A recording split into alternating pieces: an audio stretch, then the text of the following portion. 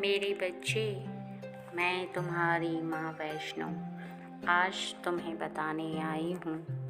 कि तुम्हारे घर खुशखबरी आने वाली है। तुम्हारे लिए ये बधाई का समय शीघ्र ही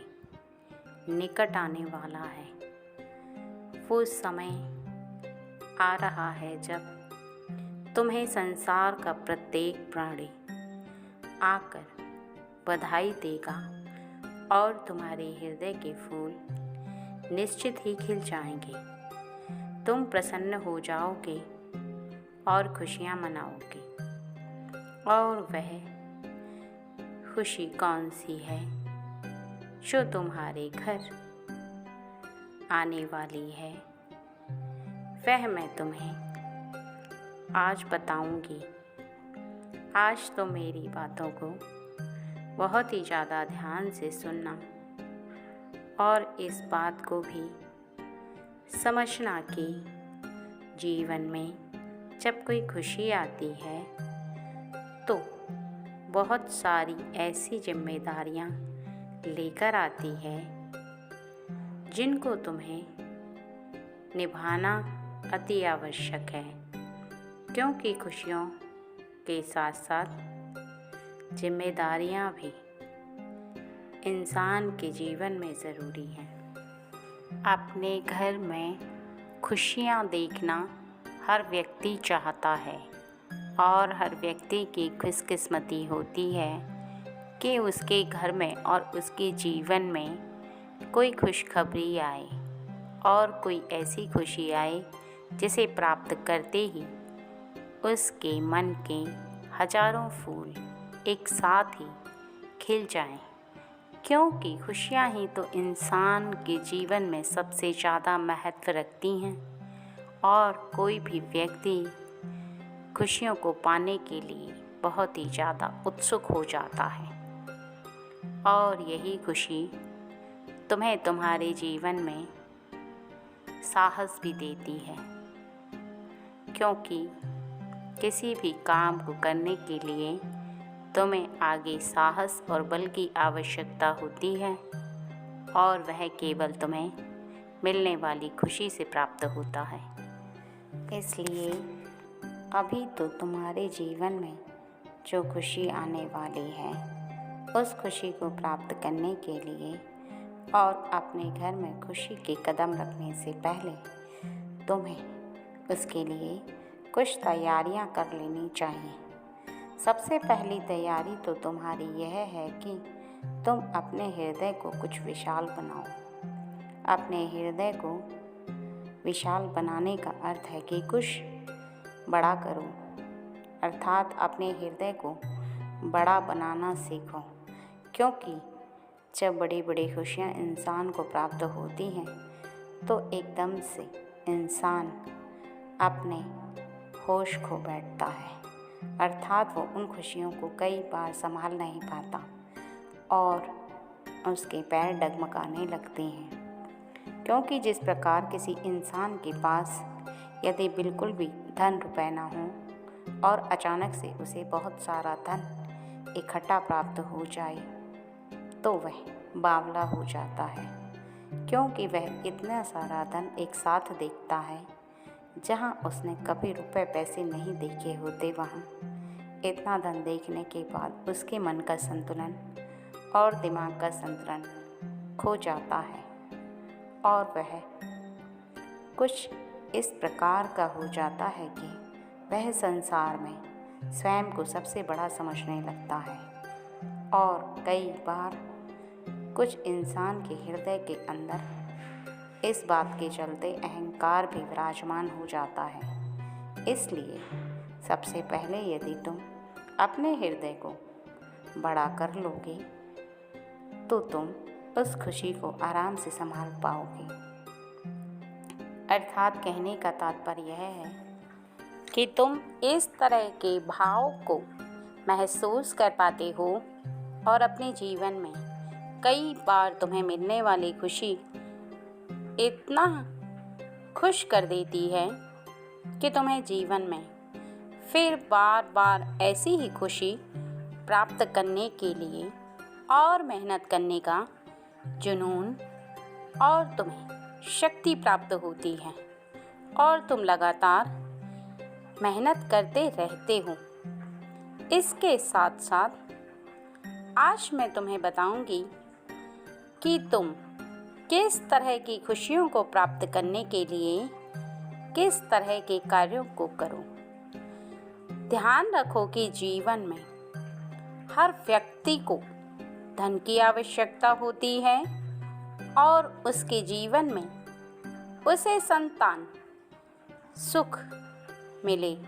यह सभी चाहते हैं और यह भी चाहते हैं कि उन्हें उनके माता पिता का सुख प्राप्त हो। इसके साथ साथ हर व्यक्ति के हृदय में यह खुशी छुपी होती है कि उसके जीवन में उसे एक ऐसा घर प्राप्त हो जो उसके सपनों का महल हो। और इसके साथ साथ हर व्यक्ति को इस तरह का प्रेम चाहिए जो उसे सबसे ज़्यादा प्रिय हो, क्योंकि यह खुशियाँ हर व्यक्ति को चाहिए होती हैं और इन खुशियों को प्राप्त करने के पश्चात हर व्यक्ति प्रसन्न हो जाता है और हर व्यक्ति के हृदय को इसको प्राप्त करने से सुकून भी प्राप्त होता है और एक ऐसी ही खुशी तुम्हें प्राप्त होने वाली है। और वह यह है कि जिस कार्य के बारे में काफ़ी समय पहले तुमने सोचा था और वह कार्य तब पूरा नहीं हुआ था, कुछ न कुछ परेशानी के कारण वह कार्य अधूरा रह गया था, लेकिन अब वह कार्य पूरा होगा। लेकिन इस बात का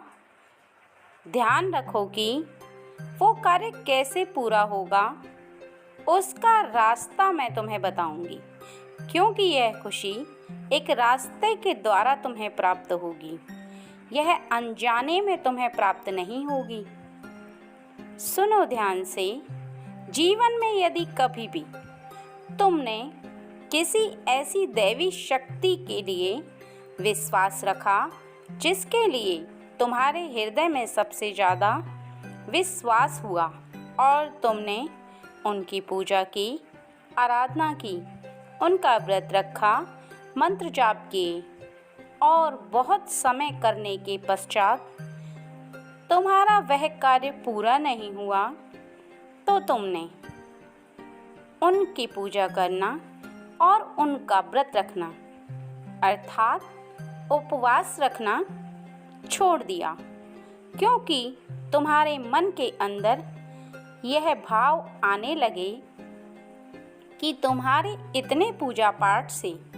और इतने मंत्र जाप से तुम्हारा वह कार्य पूरा नहीं हुआ। और वह कार्य जब पूरा होने का समय निकट आ ही रहा था कि तुमने अपने कार्यों को बंद कर दिया। इस बात को एक पल के लिए भी नहीं सोचा कि दैवी शक्तियाँ तुम्हारा इम्तिहान लेती हैं और इम्तिहान लेते समय तुम्हें अपनी परीक्षा में उत्तीर्ण होना होता है। उस कार्य को करना तुम छोड़ देते हो यदि, तो वह तुम स्वार्थवश कर रहे थे, यह साफ झलकता है। और यही शक्तियाँ देखती हैं कि तुम निस्वार्थ पूजा कर रहे थे या स्वार्थवश तुम्हारा मंत्रोच्चारण का एक एक शब्द जो तुम मन से उच्चारण कर रहे थे वो तुम केवल स्वार्थवश कर रहे थे, तभी तुमने उस कार्य को छोड़ दिया। एक बार भी तुमने यह नहीं सोचा कि जिस कार्य को तुम छोड़ रहे हो उसको छोड़ने के पश्चात उन दैवी शक्तियों को जितना तुमने स्वयं की ओर आकर्षित नहीं कर पाया था, उतना तुमने अपने कार्यों को करके दूर कर दिया। अर्थात वो कार्य जो दैवी शक्तियों को क्रोधित करते हैं और प्रसन्न नहीं कर पाते। अर्थात वो कार्य यह है कि तुमने पूजा करना छोड़ दिया, जल्दी उठना छोड़ दिया, मंत्रोच्चारण करना छोड़ दिया और ऐसे बहुत सारे कार्य जो तुमने अपने कार्यों के अधूरे रहते छोड़ना उचित समझा, लेकिन तुम भूल गए मेरे बच्चे, यहीं पर तुम सबसे बड़ी गलती कर चुके हो और यही कारण है कि तुम्हारा वह कार्य अभी तक अधूरा है, क्योंकि जिस दैवी शक्ति को तुम अपनी ओर आकर्षित करने के लिए इतनी पूजा पाठ कर रहे थे, जब तुमने वह कार्य करना छोड़ा तब वह दैवी शक्ति इतना प्रसन्न नहीं हुई थी जितना कि तुम्हारे कार्य करने से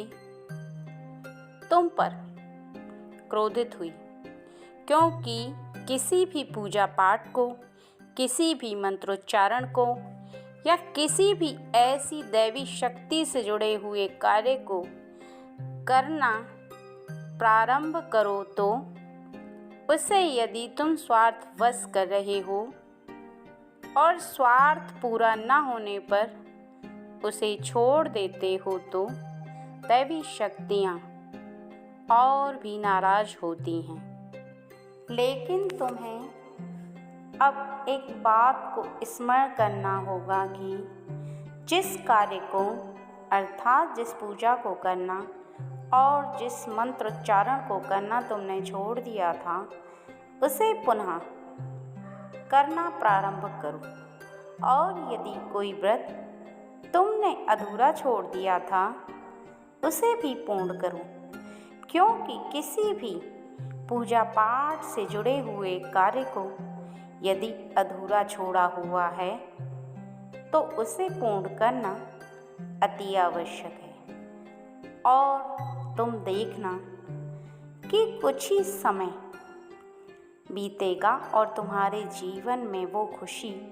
आ जाएगी जिस खुशी के लिए तुमने इतने दिनों पूजा की, मंत्रोच्चारण किए, सभी कार्य किए थे। उन सभी का फल तुम्हें निश्चित ही प्राप्त होगा, यह मैं तुमसे वादा करती हूँ। मेरे बच्चे, इस प्रकार से समझो कि यदि कोई व्यक्ति तुम्हारा अपना हो या कोई पराया या तुम्हारा कोई मित्र, यदि वह तुमसे प्रतिदिन बहुत अच्छे से वार्तालाप करता है और तुम्हारी उससे बहुत अच्छी मित्रता है, तुम दोनों के बीच में परस्पर प्रेम है और तुम दोनों ही एक दूसरे के भाव को समझते हो, जानते हो, और उसके पश्चात यदि कोई व्यक्ति अचानक से तुमसे बात करना छोड़ दे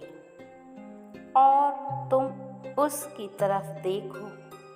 वो तुम्हारी तरफ देखे ही ना, तुम्हारे हृदय का भाव किस प्रकार से होगा महसूस करो। तुम कैसा सोचोगे उसके बारे में, और तुम हमेशा उससे जो इतना प्रेम करते रहे, इतनी मित्रता निभाते रहे, तुम्हारे हृदय को निश्चित ही बहुत ज़्यादा कष्ट होगा और तुम्हें क्रोध भी आएगा, क्योंकि तुम्हारी उसमें कोई गलती नहीं होगी और ना ही तुम्हारा कोई दोष होगा। बस वह व्यक्ति खुद की स्वेच्छा से तुमसे बात करना छोड़ रहा है, यह बात तुमसे बर्दाश्त नहीं होगी, क्योंकि हर व्यक्ति के साथ इसी प्रकार होता है। और यदि तुम दैवी शक्तियों को अलग समझते हो तो यह तुम्हारी भूल है, क्योंकि दैवी शक्तियाँ भी तुमसे उसी प्रकार जुड़ जाती हैं जिस प्रकार तुम दैवी शक्तियों से जुड़ जाते हो। और तुम जब भी किसी के साथ पूजा पाठ करके जुड़ाव करते हो, वो दैवी शक्तियाँ तुम्हारी हर बात को, हर प्रार्थना को, हर कर्म को जानती हैं और समझती भी हैं। तुम जो मन में सोचते हो उसे भी जान लेती हैं और उनको इस बात का भी ज्ञात रहता है कि तुम्हें क्या चाहिए, किस चीज़ की कमी है। ना तो तुम्हें उनसे ज़्यादा कुछ कहने की आवश्यकता है और ना कुछ मांगने की। जब वो सब कुछ जानती हैं तो तुम्हें वह स्वयं ही वो चीज़ देंगी जो तुम्हें चाहिए। लेकिन उसके लिए तुम्हें भी परस्पर उनसे प्रेम करते रहना होगा और जिस प्रकार का भाव तुम शुरू से उनके प्रति रखते हो वैसे ही रखो, विश्वास रखो और हमेशा उनकी पूजा करो। लेकिन ध्यान रखो कि उसमें स्वार्थ का भाव नहीं होना चाहिए, क्योंकि जिस प्रकार मित्रता का रिश्ता, भाई बहन का रिश्ता, माता पिता का रिश्ता और तुम्हारे जीवन साथी का रिश्ता स्वार्थवश नहीं चल सकता, उसी प्रकार यदि तुम ईश्वर की शक्ति से स्वार्थवश अपना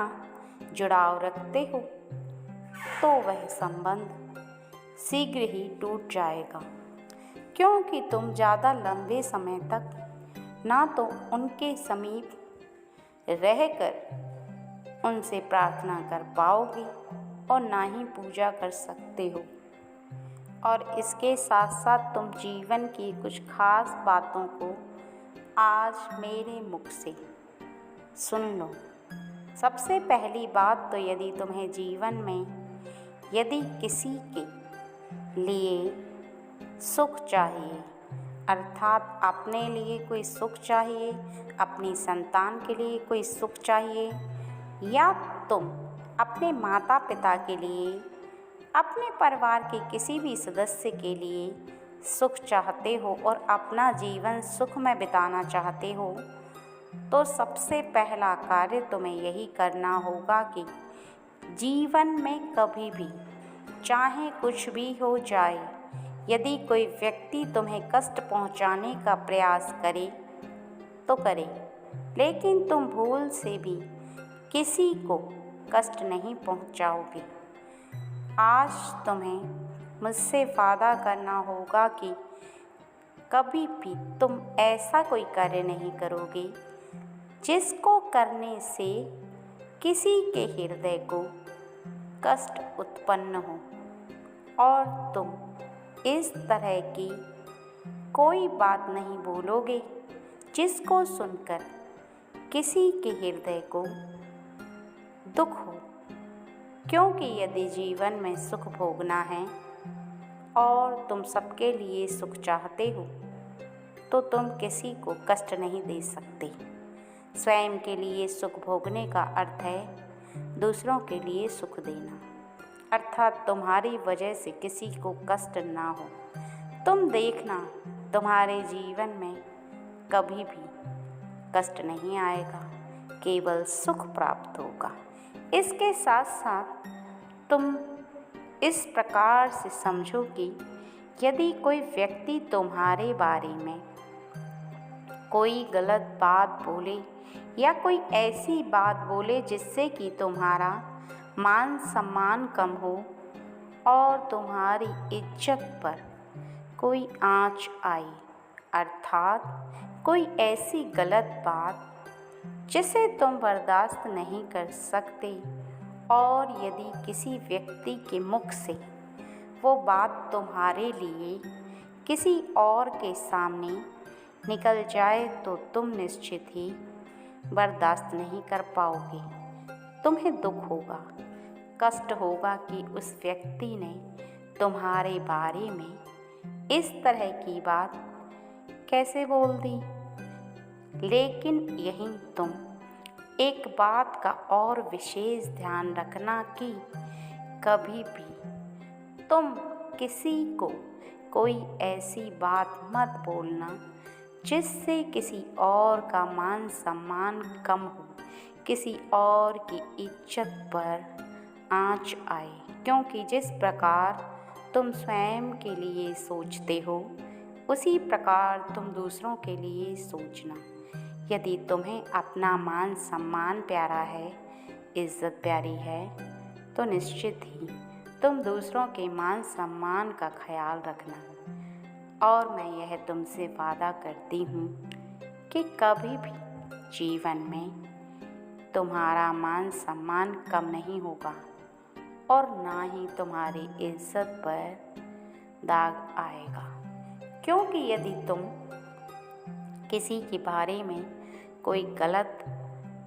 ऐसी बात नहीं बोलोगे जिससे किसी का मान सम्मान कम हो, तो दैवी शक्तियाँ अर्थात मैं तुम्हारे मान सम्मान की रक्षा करूँगी और ऐसे किसी भी व्यक्ति को तुम्हारे लिए ऐसी कोई वाणी नहीं बोलने दूँगी जिससे तुम्हारी इज्जत कम हो। और इसके साथ साथ जीवन में तुम धन कमाना चाहते हो, बहुत अच्छी बात है। रुपए पैसे ऐशो आराम सबको अच्छा लगता है और सभी इसको चाहते हैं क्योंकि लक्ष्मी को सब प्रेम करते हैं। हर व्यक्ति की धारणा होती है कि उसके पास बहुत सारा धन हो और वो अपने जीवन में सभी इच्छाओं को पूरा करे। लेकिन तुम एक बात को हमेशा स्मरण रखना कि जिस प्रकार से तुम धन प्राप्त करना चाहते हो और अपने जीवन में लक्ष्मी को अपनी ओर आकर्षित करना चाहते हो, तो किसी की लक्ष्मी अर्थात किसी के धन पर गलत नज़र मत डालना, ना ही उसे चुराने का प्रयास करना और ना ही गलत रास्ते से धन को अर्जित करने का प्रयास करना। केवल ईमानदारी से और सही सोच से तुम धन को अर्जित करोगे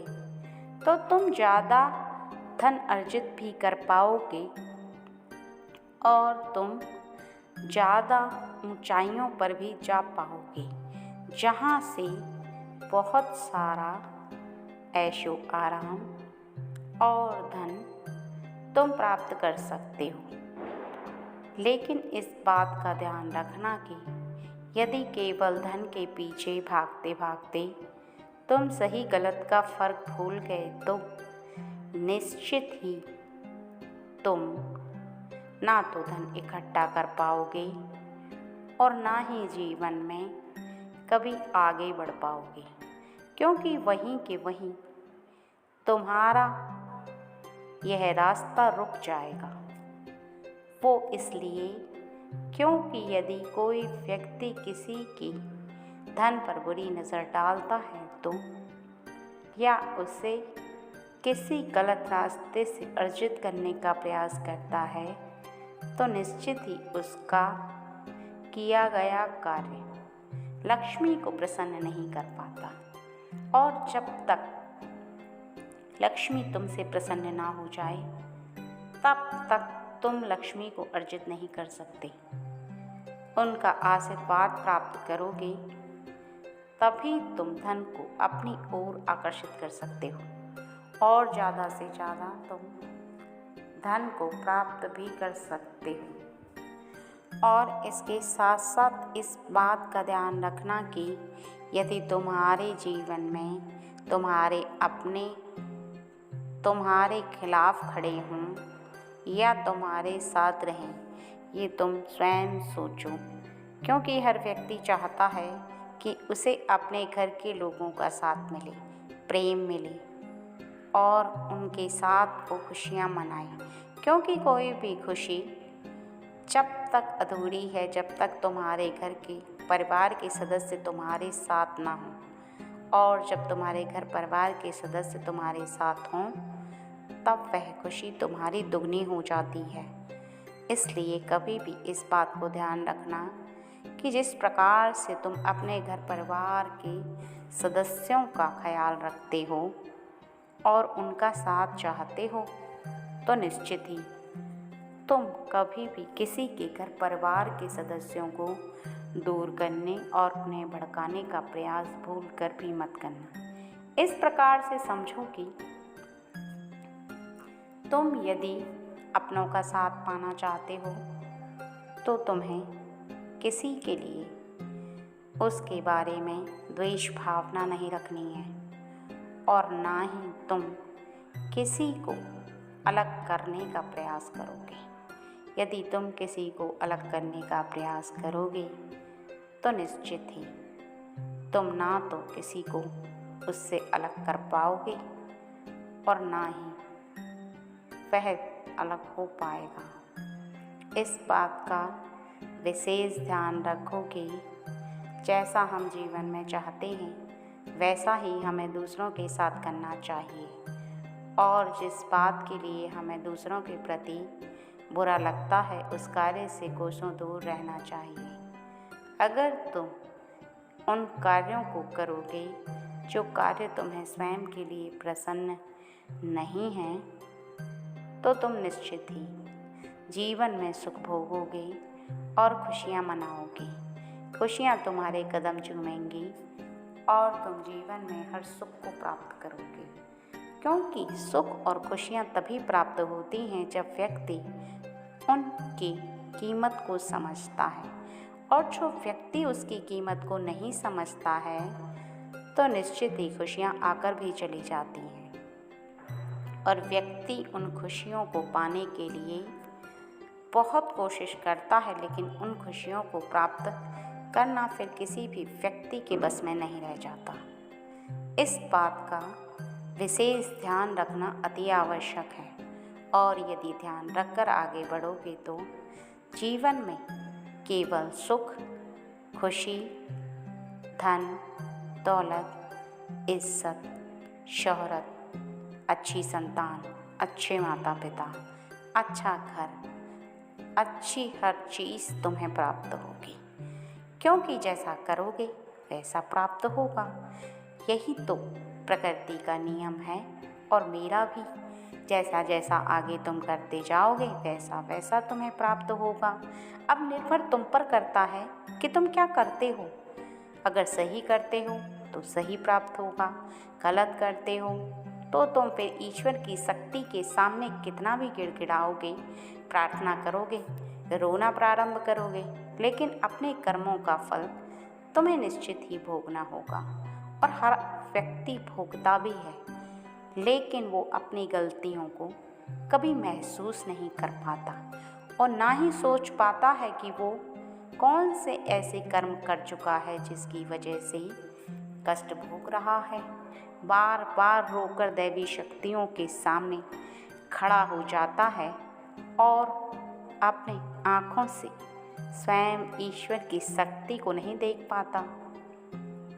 उसे यह नहीं दिखाई देता कि जो उसके साथ हो रहा है वह सब उसी ने तो अपनी ओर आकर्षित किया है, अपने कर्मों से, अपनी सोच से, और जैसा जैसा वो करता गया वैसा वैसा उसे प्राप्त हो रहा है। हर व्यक्ति को इस बात की सोच रखनी चाहिए कि वो कभी भी जीवन में किसी भी कार्य को कर ले, लेकिन कभी भी किसी भी कार्य को करते हुए वो अगर गलतियां करता जाएगा तो निश्चित ही उसे उस गलतियों की सज़ा भी भोगनी होगी और उसे हर चीज़ का भुगतान करना होगा।